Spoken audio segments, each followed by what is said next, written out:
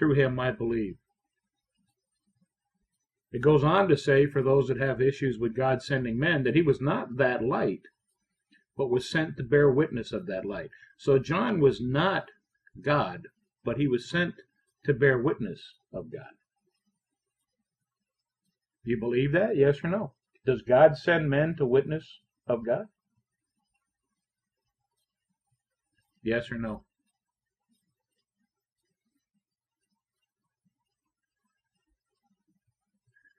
He was sent to bear witness of that light that was the true light, which lighteth every man that cometh into the world. Now, hang on. Do you agree that God was the Word, and all things were made by him, and he had life, and that life was the light to men?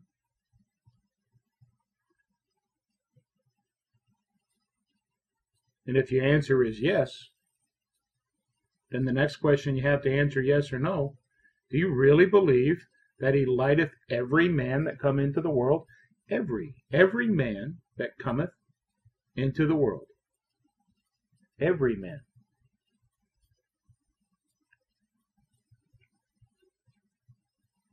All of mankind that comes into the world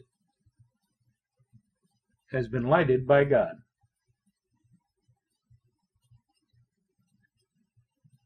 God has lighted every man that's come into the world. Every man. Lost, saved, in between, yabba dabba doo. Every man. Yes or no? Do you believe that?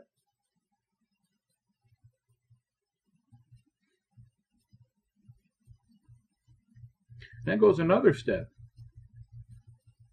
Speaking of the true light, in verse 10, he was in the world, and the world was made by him.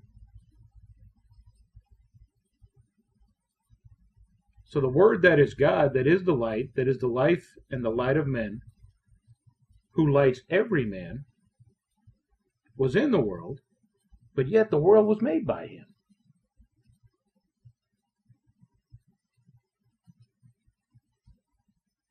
You believe that? Yes or no?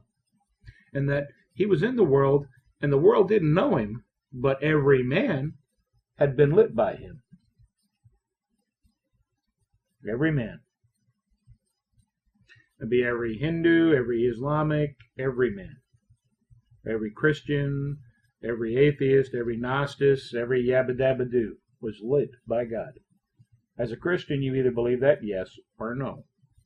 As a person who chooses not to believe in God, you either believe that, yes or no. And then based on your answer, you'll need to take some actions.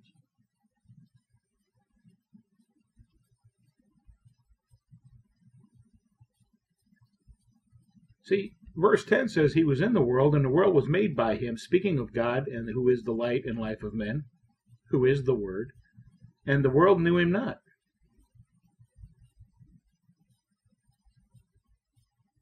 He came unto his own, and his own received him not. Who's his own?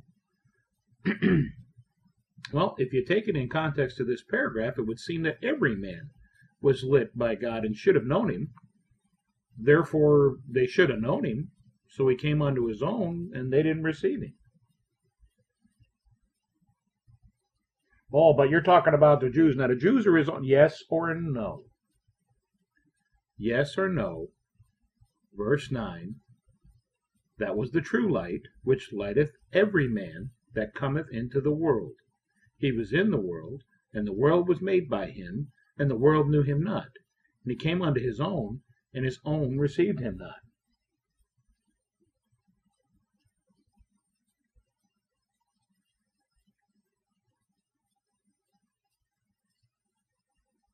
If he lights every man that comes into the world,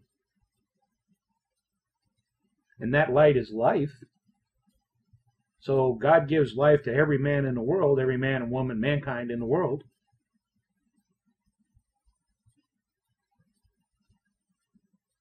If you give your son or your daughter life, I mean using obviously with God involved, but if you give your son or daughter life, Are they your son and your daughter? Or do they have to say they like daddy and trust daddy first? I mean, because you can't make them truly yours unless they make a profession out of their mouth. They don't really belong to you until they say, I trust you, daddy. Yes or no? I would submit to you that every man that God gave life to is one of his, which would explain later on in Scripture how you have to get your name taken out of the book of life as opposed to added to it. But that's all beside. You have to decide whether you believe that or not. That has to be a yes or no. If it's a no, you're going to have to go down your scriptural walk and do some study and figure out where you're at on that.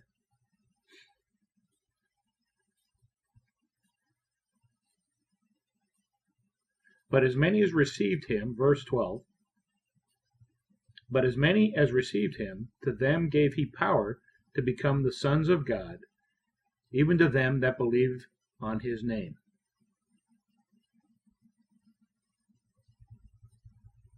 On his name.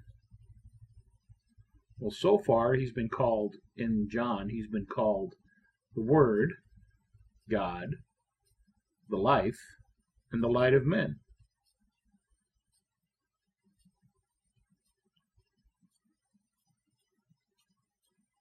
So they need to believe on his name. Goes on to describe, which were born not of blood, nor the will of flesh, nor the will of man, but of God. If you believe in that, yes or no. Now you have to ask yourself, well, being born of God